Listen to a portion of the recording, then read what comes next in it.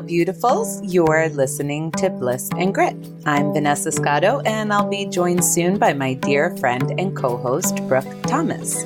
On the show, we're talking about being on the embodied spiritual path. And what does that actually mean?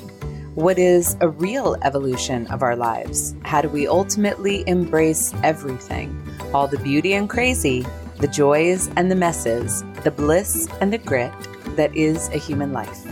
We'll be attempting to sort that out for ourselves right here on the show. Today's episode is all about self-compassion.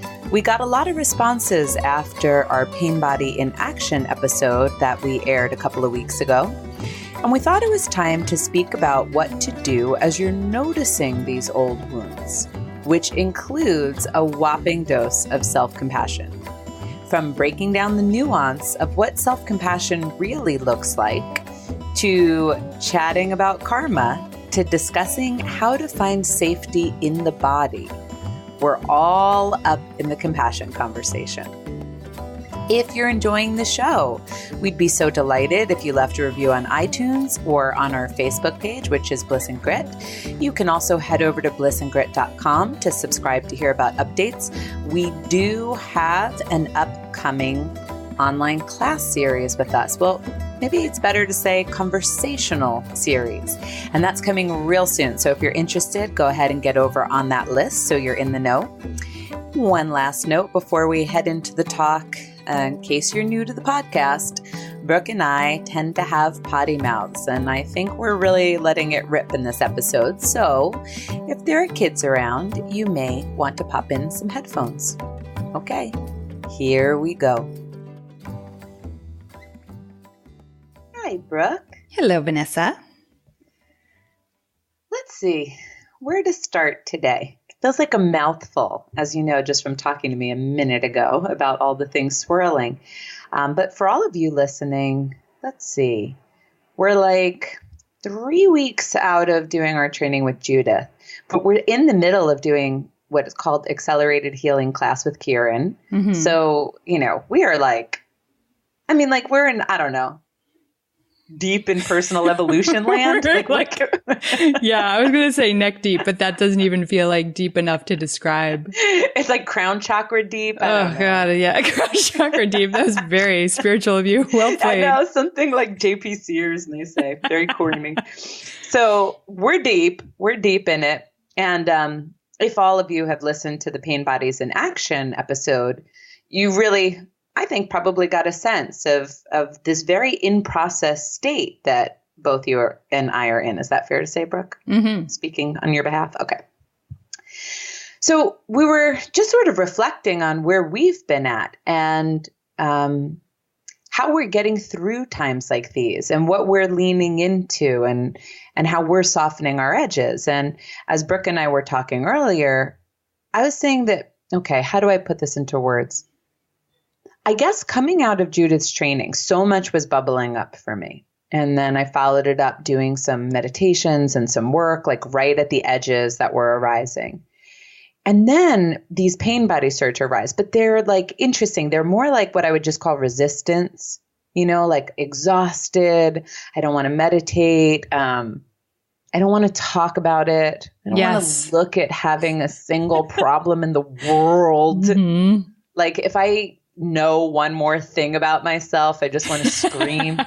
Totally. Yep.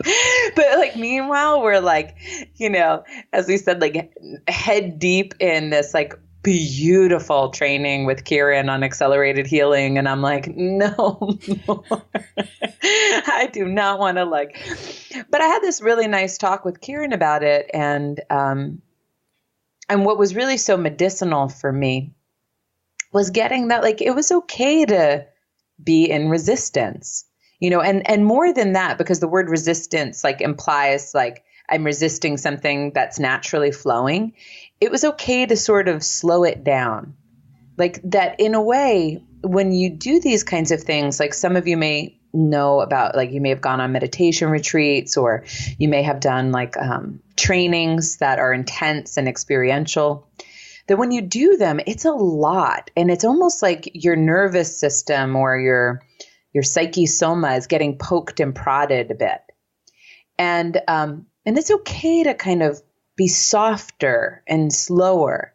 And it just got me thinking, you know, Brooke, after we had done the pain body episode, and this week is when people are responding because it just went live this week, how easy it is to sort of start to recognize, like, okay, I have this pain body, I have this pain body. You know, it's almost like saying, okay, I have this wrong with me, I have that wrong with me.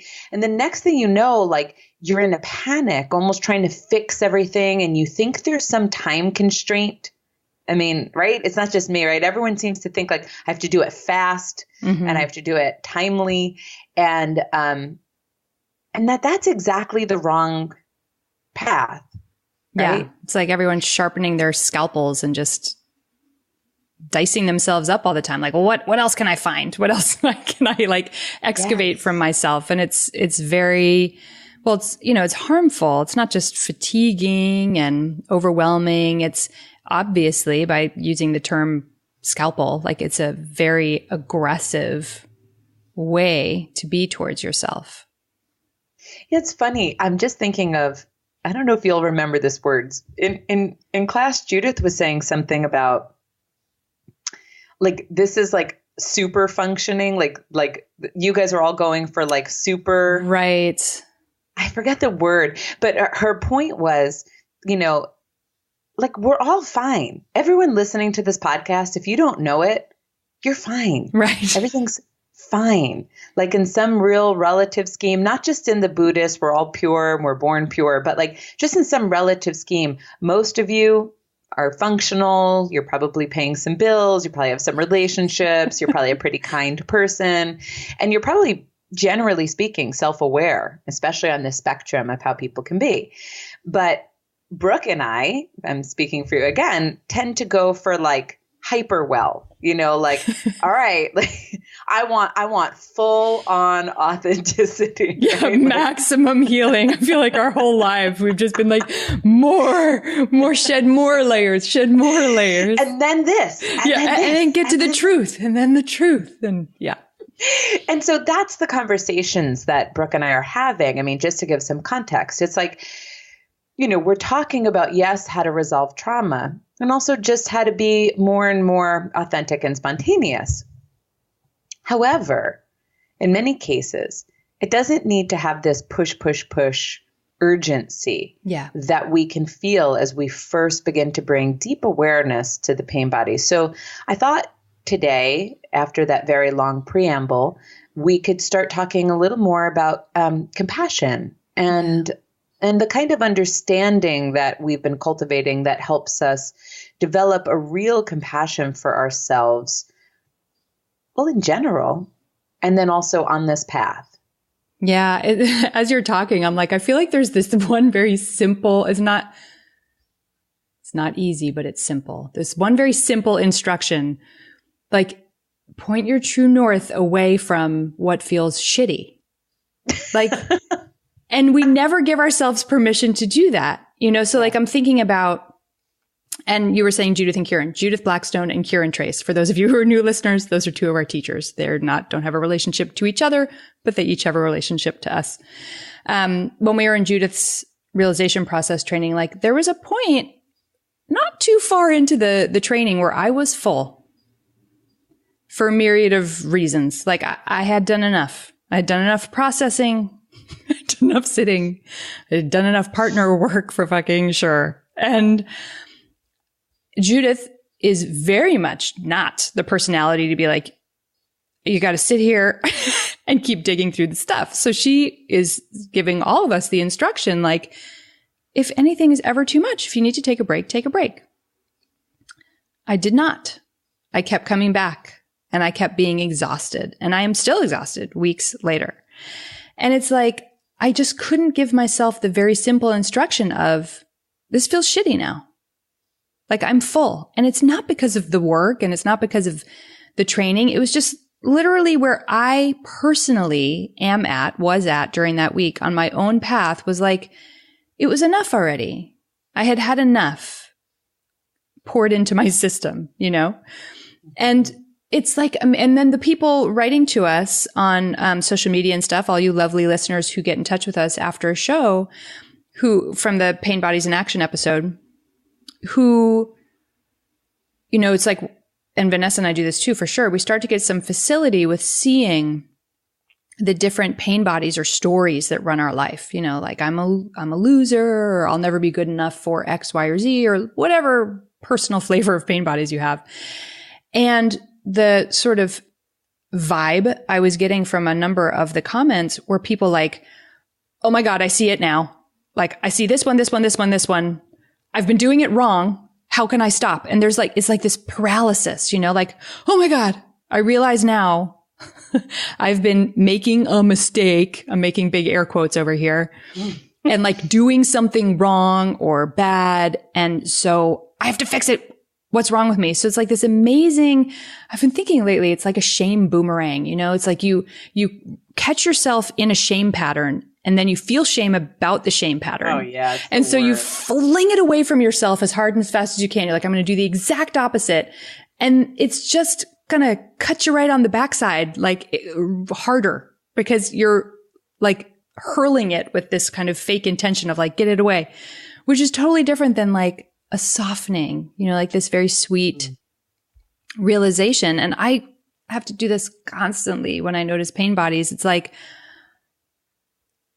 so interesting, but like having this kind of curiosity about it, like so interesting. Oh my gosh, I thought that this whole time and it's not true. That's so interesting.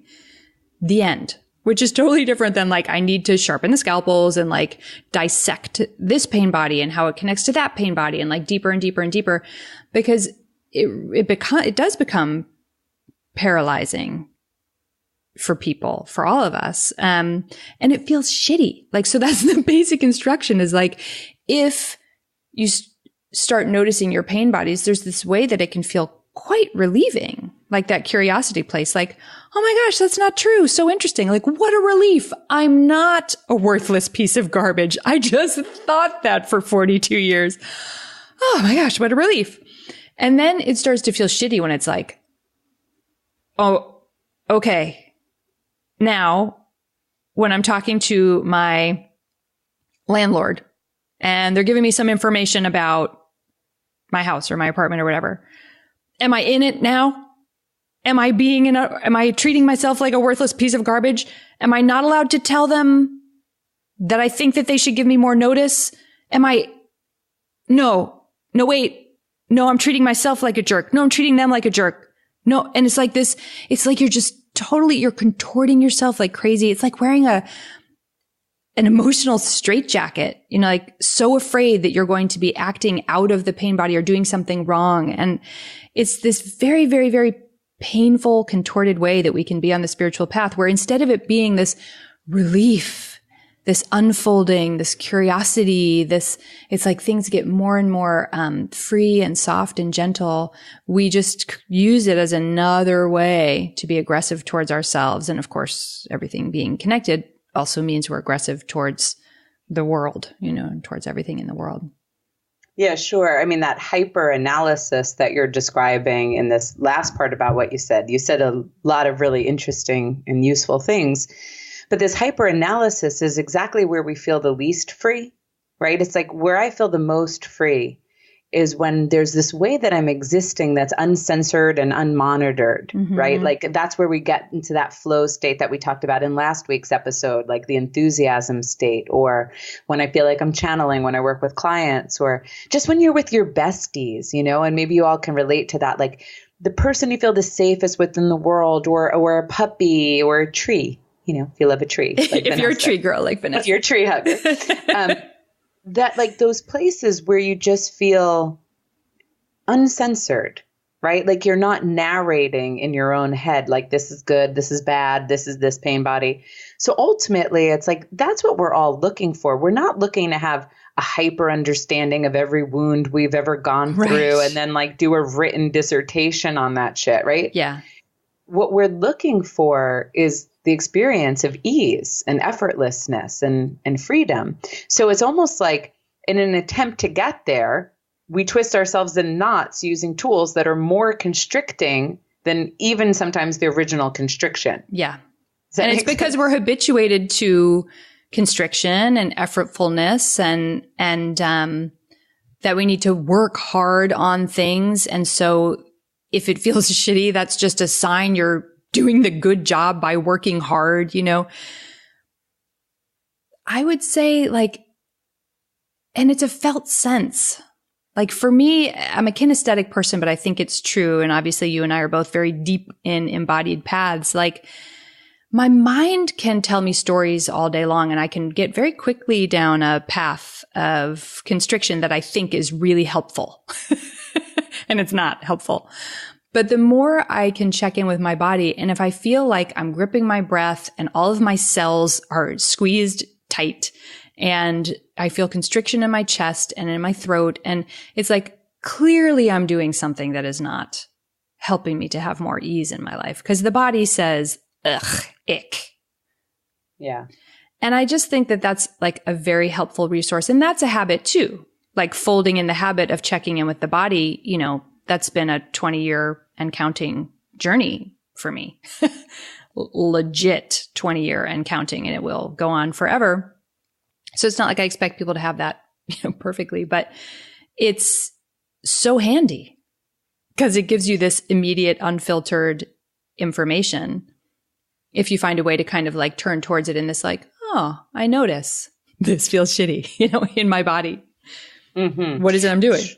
Right. And then if you can trust the information you receive, you know, we can, like, for example, what I was thinking when you were sharing about being at the training and being like over full and overdone, you know, I was thinking, well, gosh, maybe like in our brains, see if this like sounds right, like in our Western brains, I think we tend to do a lot of like dividing, like compassion's a feeling and not really an action. You know, just like we talked about self-love is like a feeling, but not an action. And then, you know, we discussed it is an action. So it's like, okay, a compassionate feeling, or really I should probably say a sympathetic feeling is, oh, Brooke, the training's hard for you. Yeah, you're tired. This is hard. So this sucks. Okay, now buck up, right? And finish it. I'm here for you. Yeah.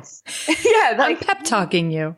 Yeah. Exactly. And that's a form of sympathy.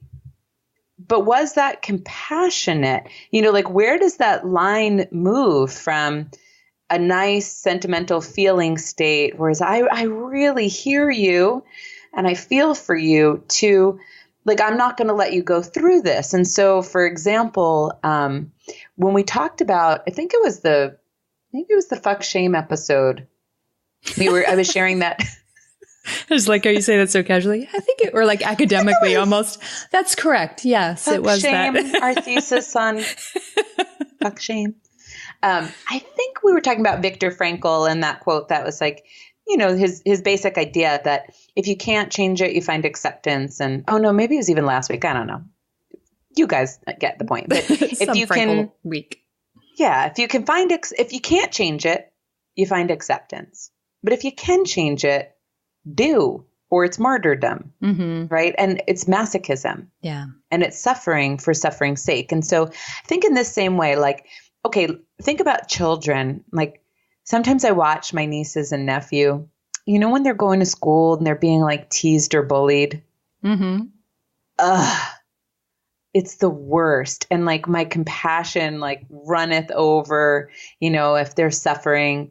But in those moments, maybe wisdom says I shouldn't act, you know, unless it's really gone too far. But, you know, if they're having like my nieces, my gosh, girls are just terrible to each other. They're really weird little velociraptors. Really, oh my God, like who they invite and don't invite. And now with social media, hard. I know. So I have a lot of compassion, but, you know, likely at this stage, there's not a lot of intervention I'm going to do because I can't change this in her life. But now what if I could?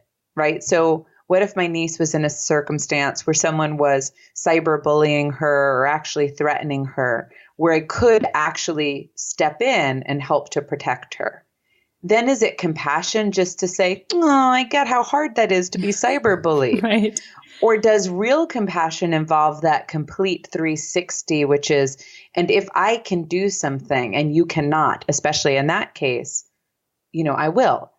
so that was my kind of maybe a little bit contorted way of looking at you in this example. It's like, is compassion just having empathy for yourself that you wanted to stop the training and that level of experience existed? Or would real compassion have been that full movement of having a warm, emotional relating and then actually doing something about it? Because technically you could have. Right. And I don't know, but I would imagine that it's possible, it's like, because I'll tell all these stories, right? Like if I don't go in that morning to the training, then I'm not going to go in the rest of the time because I just feel so overwhelmed and When actually, I don't know, but if in the moment I'm saying like, what I need to do is like late morning nap instead of being at the training, like that, who knows, like that could have just been enough. And then suddenly I would have felt regulated in a certain way, or like even, so now that we're home for a few weeks, I just find that my life is kind of, kindergartner like right now. Cause like in the sense of it's just very simple. Like, and I just can't bring myself I'm a big project person, big thinker, big creative thinker. And I'm like, I'm kind of into like, this is the grocery list, getting a new hose holder from Home Depot feels satisfying to wind up the hose. And it's just all I can care about, like extra nap time, cup of tea in bed. And I'm just giving that to myself because it's literally all that it's what feels good. It's what I can bring myself towards. And I actually had a moment yesterday. I had been feeling that way for a while, like a couple weeks. And yesterday was the first one where I was like, I have like enthusiasm for a hike. I would like a hike. That sounds delightful. I had the best hike ever. And it was just like so pleasurable. But if I had forced myself, because it's like, Brooke, you haven't been on a hike in 4 days and you're not moving enough, I would have just had this like fatiguing, loathsome hike that would have worn me down, So it's very much about checking in the moment, obviously. And like, what do we need to just be more gentle and not always be always excavating. Well, and then there's no effortlessness. It's funny you should say that. I mean, this sounds so weird to say out loud, but just this week, I was thinking to myself, this may be the first time I've been doing like more mundane tasks, like, I don't know, watching like home improvement shows or reading just like a magazine, and not things that have to do with my evolution, my work, my career, like not reading a book or listening to an audio, but just like doing like a normal things and actually enjoying it. Yeah. And not feeling like, oh, I'm supposed to be doing something different in order to have some kind of a significant or meaningful life. Like, I didn't even know that thought process was going on any level. Yeah. It just occurred to me. How that one's falling away big time. And I'm just like, I'm just excited to write a grocery list. And like my mind will tell me a story about like, you're supposed to be working on your book proposal. And this is literally going on for me right now. Like that publisher emailed you. You haven't held them back in 3 weeks. You're going to lose that connection. And I'm like, yeah, but I don't even really know what the book is about anymore. So that'll figure itself out. So I don't know. Right. It won't. Or I'll figure out that's not the book that I'm supposed to write, but pushing it through this idea of what's supposed to happen and that I have to do it now, even though I'm exhausted. And it's not going to work out well for anyone. I think it's the pushing it through thing. Okay. So I guess what it comes down to for me is if that worked, great, but it doesn't. There's nothing sustainable about pushing through. But we have to like learn that so many times. It's like amazing. It's like, oh, that strategy doesn't work. Right. It's like calling yourself a piece of shit in your head and thinking like, oh, now this time I'm going to behave better just because I keep, that solved finally, all of my problems. Just didn't realize. Through to me. Or when you give yourself that pep talk where you're like, you should be over this pain body already. That happened when you're 4. Like, if that you see it clearly, just drop it. Just be in bliss, for God's sake. That would be phenomenal. But it turns out that many of our attempts to push through are just further constrictions to our being. Like, okay, so like you were saying before, this hyper analysis, like, okay, so here's this moment. So I have to write my book proposal. So am I in my pain body or am I not in my pain body? Is it pain body that's having me not write it or no? That dialogue alone already takes you further. Oh, it's so effortful. Yeah. Yeah. And so then what's the opposite? Now, if we go towards the opposite, this is where we run into people not trusting that they're not going to become slothful, lazy. Yes, right. Because we think we're doing something. We think our ego yelling at us is also helping something really come to fruition. Right. So like I'm thinking about a couple of times when, when you're really in deep exploration, you reach these places inside of yourself, these real stuck places, and they can feel really painful, right? And when that happens, sometimes you just need to have a safety experience, especially for any of you, Brooke and I know this for ourselves, but where there's been trauma where you didn't feel safe.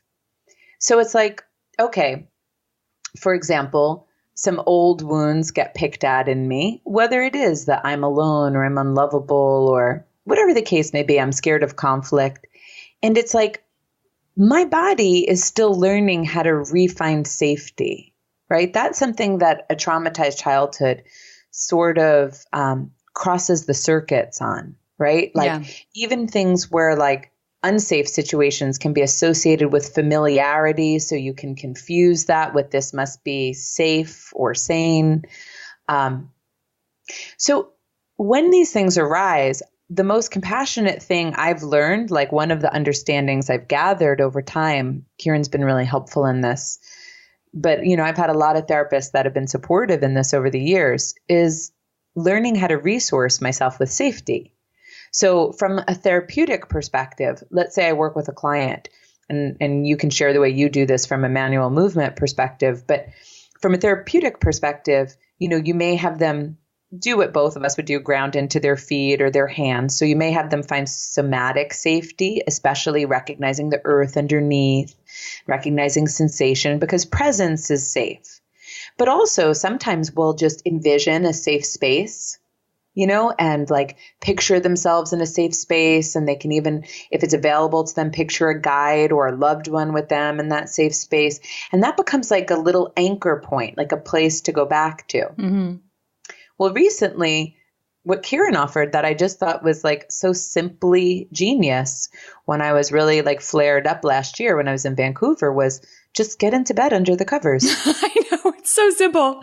And it's like such a great tool. Like pro tip there, guys, from Kieran Trace, just get into bed. Get under the covers. She was like, it's the safest place in the world.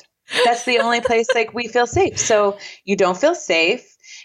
Like if you talk about it from this way, Brooke, like you and I coming off of that training when we're doing so much deep work with like the subtle energy and like all the stirring of like the really deep traumatic constrictions we have stored, your nervous system gets overwrought, right? Yeah. It's like, it's just too much on a system. And so basically, go ahead. I was just going to say, because it's not the way you would do it in the world, because I don't want people to hear this about the realization process and be like, oh, scary. Because the realization process, caveat. Like you would go and get a session.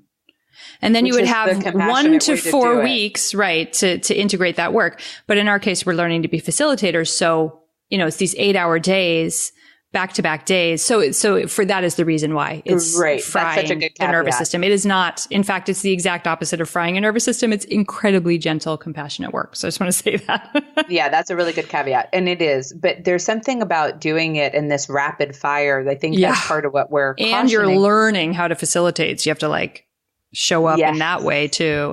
And you're in a group and all these things. So yes, because of that, that's a great caveat. Because of that, it's like we over-processed, so to speak. Yeah, like, totally. Like, okay, like I'm tired, my nervous system is. So it's like, okay, if that happens because of that for us, but it could happen because of anything, like you can get a pain body triggered where, it's stirring up your feelings of not being seen from your childhood, or it can stir up your feelings of like, having to fix everybody, that old responsibility complex, and you feel fried and kind of fried is just the word I can think of because that's how I feel. It's like I'm at my edge. Like I've had enough. That's how I would like describe it. Or tired or just fragile. You know, you can have a different, you know what? Go to bed. And if you can, and if you can't now, go to bed tonight. And if you can't tonight, go to bed tomorrow. Yeah. But like take to your bed and get under your covers and put Netflix on and like watch something yummy. And that for me has really softened it all, because what I've realized is much to your own fear that says that if you were to be soft and compassionate and like go for safety and lay in bed, you'll never evolve. You'll never do anything. You're going to be stuck with these pain buddies forever and, you know, stuck in these dysfunctional relationships. What really happens is you're finally learning to move with compassion and understanding, as opposed to moving with that energy of fear. Like, if I don't do it now, I'll never do it. I'll always be like this. So as you move with that energy of compassion and understanding, and you move with learning to like reground yourself and find safety until you can like get that sanity back, that's the energy. So that's the karma that it creates, is like, if you move with compassion, it creates a compassionate, warm, alive karma. If I move with fear, like, okay, Vanessa, but you know, you better keep going or you're never going to be over this. And like, don't let the world hold you back. And like, you can't give into those negative thoughts and you can't be lazy. If I move with that energy, well, then I'll plant the seeds of more of that fear. Yeah. More of that feeling, more of that like ick. Yeah. Super, super important, especially in a world that values hardness and effortfulness so much everywhere. One of the other things that was helpful for me for finding ease is kind of looking at my life in categories, because we all have categories that are just naturally easier, like let's say lighter karma, and categories that are just naturally harder and always have been harder. And the reason why that's been helpful for me is because, first of all, when I know that I have harder areas, like for me, money is a hard area and love and relationships. Those are the two that are kind of right now the slowest heals for me. The whole first half of my life was very dominated by health and the body in a very dense karmic way. And that's not perfect. I can talk a little bit about how that resolved actually, because that's kind of interesting in terms of pointing this out. But first of all, so if I know money, love, and relationships, it's like I can just right away have compassion that whatever comes up related to those things, I just need to be a little softer and a little slower and not expect instant magic results and not expect that I'm going to perfectly navigate them, and just to know, like, there's a lot of density. There's a lot of different competing pain bodies talking to me in those particular categories. And then when I compare it with something that's very easy for me, which I would say, you know, my two easiest are friendships. Like I have the most nourishing friendships in the world. And it's just like so easeful and just like so critically important to my life. And, purpose, like meaning led work and feeling meaningful in the world. Very easy. So like, let's say for friends, I can just watch how that one moves and like kind of compare it or a little bit, or like hold it up to the money house. So I moved from Brooklyn to New Haven many years ago now. And I was just like not really thinking about, I was leaving behind gorgeous friends in Brooklyn. I wasn't really thinking about friends or not friends in New Haven. I was just like, oh. And it was just literally this funny thing where it's like, they appeared like this magical shimmering. Like I met my dear friend, Sarah, who, it turned out she had an office space to rent me. She runs a Pilates studio. We still work in the same office space together. And she met me and we hit it off so much that she was like, I'm going to throw a dinner for you to welcome you to New Haven and invite all my favorite females in this city. We had this amazing dinner. Like these are some of my dearest friends now. That's like the exact opposite of anything effortful. And the office was a walk from where I was living. I walked down the street. They all lived in the same neighborhood as me. It was like ease. And if I can just see how that remember almost even kinesthetically how it felt, Like, oh yeah, I wasn't doing anything. It just kind of arrived. And if I'm like up against something really hard, let's say in money, I can just dip my toe in the feeling of that particular memory of my easy friendship house. And it's not that I'm trying to force myself to have that experience in the money house, but it's almost like a whispering. Like you can have that here too. I don't know how and I don't know when, but like ease is a real thing. See, it's happened to you before. So it's okay. It's not going to happen perfectly. It's not going to happen immediately, but it exists, you know, and I don't know. For me, that's been a very helpful tool. Well, it sounds like also what you're saying is that it lets you approach it softer. Like, you know, it's kind of like you understand money might be a little harder in that way, so that when you're up against it for the 10th time in like right. 2 months, you're not like fucking again, Brooke. You know, you're like, oh, of course, this area holds a lot of density for me. Mm-hmm. Yeah. I think sometimes you can see that. I mean, we all can look at our lives and just see where things have flowed easier and where things have been harder. And almost like if you put it on a scale, you know, like I would say money's like, for example, fine for me. I wouldn't put it at a great, excellent. Mm-hmm. I wouldn't put it at low. It always works out, you know, like, so you have your kind of middle ground ones, and then you have your dense ones, then you have your easeful ones. But I think also, you know, sometimes you can see it with your friends, like, you know, they're amazing people and they're always struggling up against something, you know, like, why is my amazing friend always struggling up against money, or always struggling up against they can't find someone, or always struggling up against. And it's like, well, these are the houses where they have a lot of stored belief systems, where there's a lot of pain. You know, it has nothing to do with not good enough, lazy, not applying themselves, not putting themselves out there, like all those things that we often use to describe why we're stuck somewhere. But that rather, it's like we have stored pain. We have stored belief systems that are actually constricting or inhibiting the flow there. And if we can take that kind of wisdom in, it does bring a softening. It does bring a compassion. Yeah. I mean, it made me think when you were describing that, the thing I've shared a couple of times, at least, that idea with Buddhism, that it's like you need wisdom and understanding, wisdom/understanding, you can call it clarity, and compassion, that they're like two wings of a bird, right? Mm-hmm.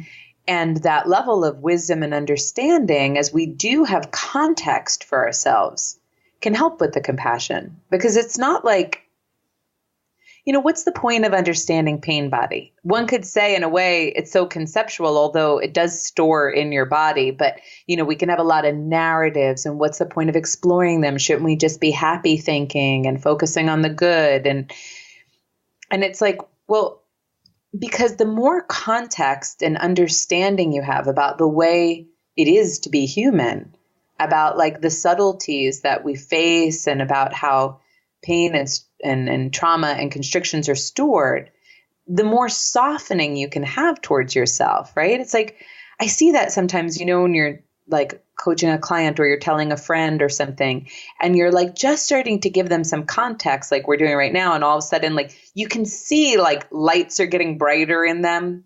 Yeah. Like they're you can feel the ease. They're opening. Yeah. Yeah. It's like, I don't know. I guess, you know, when you think about the pain body frustration that can happen when we start to get into hyper-analysis, I guess in part it's because we're so afraid that we're really screwed up and that we'll never figure it out. I mean, I guess that's it. We're afraid we're screwed up. We're afraid we'll never figure it out. And that fear is so big that when we start to get context to understand, like, hey, you're not screwed up. You're human. And this is what's happening. And like, this may not be desirable for you, but it's quite normal, and it's part of what you've been through, and there is a way out, and the way out is like love and this and compassion. That is so helpful as an antidote to that part of us that's like constantly afraid, like, okay, great. You know, I see the problem. Now tell me what to do. Right. Isn't that like the most common thing you hear? Yeah, absolutely. And like, I'm thinking about, you know, so right now I'm in I'm only interested in the super simple stuff right now. Like that's just naturally what's arising for me. Like fold the laundry, satisfying. It's just what's going on since the training, because I'm shedding a lot of conditioning, quite frankly, and I'm a little fatigued, but also it's just like, I don't know, it's pleasurable to do the simple things, whatever, I've covered that. But it's also, crap, I lost my train of thought. Damn it.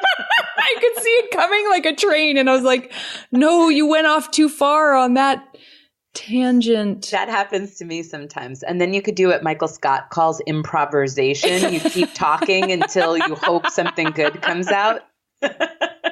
Maybe I'll get back there. Sometimes you do. So you were talking about the simple things. Does that get you anywhere? No, because that was what derailed me. I'm interested in, right. Thank you, Vanessa. I'm going to improvise it anyway. What I would have done in the past is been glimpsing these pain bodies, right? Which in the past I would have categorized as undesirable parts of myself and what's wrong with me. And I can't believe I have this much going on.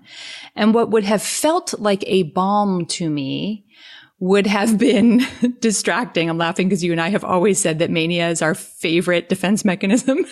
Mania. And I would have, instead of just doing whatever simple thing is in front of me, get in bed and take a nap, wash the dishes, I would have been brainstorming the hell out of 20 different projects and buying domain names and halfway starting a project and sending off a book proposal to that publisher, half finished, but I know it's going to be amazing.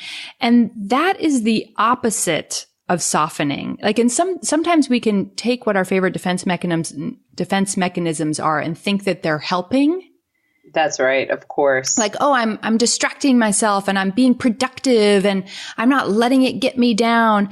It's just wheel spinning. Like, I was actually talking with a coaching client who I'm working with the other day, and I was talking about this sensation is like in a cartoon when there's a person who's running from a giant and the giant just picks the person up off the ground and they're still moving their legs really fast, like they're running, but they can't go anywhere. Like, it's that feeling. And if you've been conditioned that feeling of just excreting effort means you're good or you're doing something, you will just do that.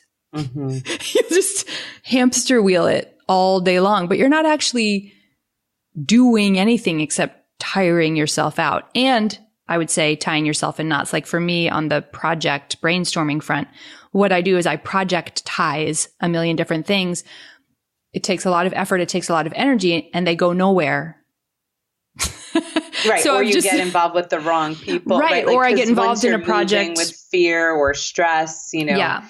We get grabby hands and things evolve. Like, so you might see someone do that and like make successes, but the energy that it's moving with and the people they're involving themselves with may not really be in the highest good for them. Yeah. And it just takes you away from what is like the juicy, yummy aliveness stuff and puts you into a life really that's just more and more conditioned with like everything's effortful. I have to, it's no good. It's amazing how often just the idea of like compassion and trust and patience resonates with people as I'm just going to be a lazy piece of shit and nothing will change. It's so amazing. And I think we are so conditioned. We're so brainwashed even to think that we need to just be hard on ourselves for anything to happen. I think it's because of a couple of cultural myths that are problematic, like purpose is really clearly essential to us as people. Like, purpose actually does help people thrive, and they've done research on purpose in the immune system. But we think purpose always has to look like I'm up on stage. There's 10,000 people. Right. I'm doing something really, really grand. And so, then that kind of person, which is a lot of people, myself formerly included, I've lost that. But then you're talking to that person and you're saying, you need to soften. And like, if the idea is not ripe, you need to wait. And it's like, how the fuck am I going to compete with all these other people in my space, whatever your space is, and get up on stage and be in front of 10? And it's like, well, already, should that really be a goal? Yeah. Like, that needs to be questioned. And other societal things that we're handed, like you said already, the myth of productivity being good, the idea that napping isn't useful. Right. Like that it's not a sweet way, like a juicy, meaningful way to spend time.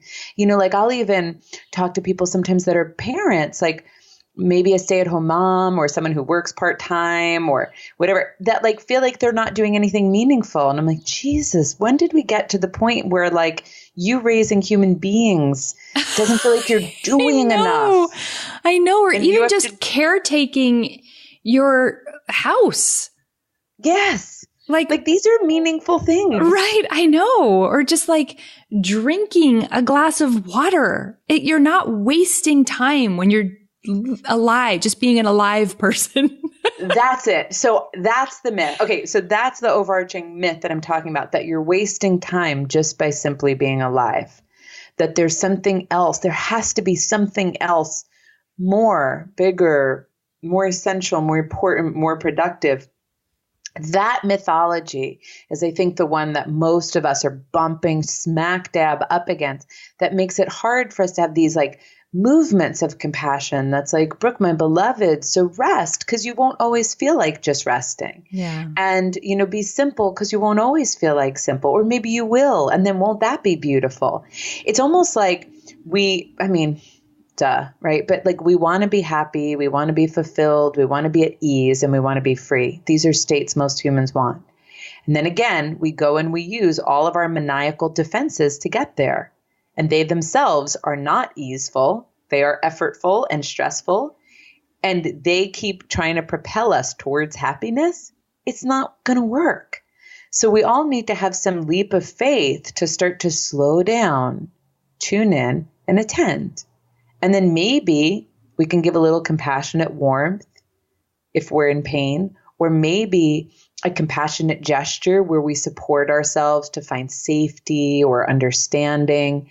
And then if not either of those, then maybe we do whatever we do imperfectly, but we can have warmth for that and openness for that. Like the one person who wrote us, just with like a more concrete example, like wondering, okay, but what if someone says something and I'm offended? Do I say something back or not? Is that my pain body? Right? And it's like, I don't know. You're going to have to feel it out. And then when you feel it out and you do it, well, it'll be okay ultimately. And then feel that out. Yeah. And how's that? Right? It's like this more open approach to ourselves and our lives that's not so hyper analytical and not so like, don't, whatever you do, be in a pain body, like and tight and like, guess what? It's going to happen because we're all living from them most of the time. It's the human condition. And so if you can be compassionate about it, everything starts to get lighter. You start to have curiosity about them. You start to not take them so seriously. You even find them hilarious half the time. And that's a completely different orientation than like, I shouldn't be having this feeling. I shouldn't be having this happen. Or even just, thinking that any particular way of relating to the world is, good or bad, pain body or not pain body. It's like I can be sitting at dinner with somebody and have the impulse to tell them to fuck off. And like that can come from pain body. It can come from fear. That can very much also come from clarity. I haven't had that experience in a long time, but like that can be totally an authentic movement of like, it just comes right through. Like, I don't know, somebody's being super rude or whatever. And you're just like, fuck off. Maybe they need that wake up moment. And you needed to be able to say something so direct that you were like, I am leaving now. I am done with this. And it's like, there's this ease in your system because you, honored your own boundary. So there is no prescription about like what actually happens. This is why, in our spiritual shame episode, we're not getting towards being these sort of placid spiritual robots who all move through the world in this one particular slow blink kind of way. So we have to be very, very tender with ourselves because we're going off road here. Like we're not following any rule book and we're not letting ourselves follow all the shoulds that we've digested through a lifetime and plenty more before this one. Yeah, it's the opposite. And we're going to wrap up now. But just the last thing I want to say that the whole thing made me think of, when I used to look at neuroscience a lot and, like you have your left prefrontal cortex and your right prefrontal cortex. And in your left prefrontal cortex, a lot of the quote unquote positive states exist. And in your right prefrontal cortex, a lot of the quote unquote negative, like anger and frustration and anxiety, exist. And, to try to shift your brain towards being happy when you're not happy is really hard. I mean, you can smile, you can jump up and down, like you can kind of get your brain going that way, but it's hard to be happy when you're not. And it's hard to just be grateful when you're not. But compassion exists in that left part of the brain. And I always found gratitude, but definitely compassion, to be just a really easy way to start to soften into a more positive experience from a neurobiological level. Mm-hmm. So, for any of you who are out there who are thinking yes, this all sounds good, but what about positive thinking? And yes, energy follows attention. So whatever I'm attending to is too much. And that kind of thinking, you might benefit from looking at it from this neurobiological level, which is that compassion is really a gateway to experience something different. We're calling it ease or effortlessness. You could just say positive experience or positive emotion. Yeah, less suffering.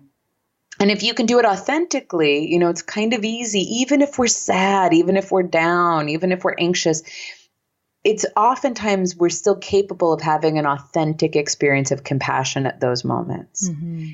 And so if we can move with that, hold that energy, act with that, then it can soften the way for us to open up who knows what other experience around the corner.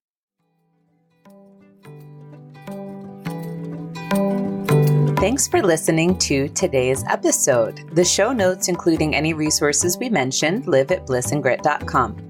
Just go on over to the website and scroll down and you'll notice each episode separate post, and we put the resources right in there. You can also come play with us on social media, and Instagram and Facebook are where we're really engaging and actually having some lively conversations with y'all. So we're Bliss and Grit at both of those spots, and we'd love to see you there. If you want to support us in the show, well, we'd love it if you'd write a review on iTunes, Stitcher, or on our Facebook page, again, Bliss and Grit. We have a subscribe form on our website too, so you can pop over there and sign up if you want to be in the loop for some goodies. As I said in the intro, we do have a conversational series coming up, so definitely jump on in if that sounds interesting to you. We love hearing from all of you, and the reviews that you share not only really uplift us and keep us going, but they also help other people find the show, which is really nice. So we'd like to read a review from Alice J., who left it on our Facebook page. And she said, Brooke and Vanessa are very real and vulnerable. I feel very blessed to have happened upon this page, which led me to the podcast, which changed my heart today, just now, upon listening. Since I try to help with the spiritual growth and wellness in my clients, I have found a gift. That's amazing to hear, Alice J. Really, when you guys write to us, it is tremendously touching. So huge gratitude to all of you who've already written reviews, and just to all of you for showing up and listening. It means so much. Thanks so much, everybody, and we'll be back next week.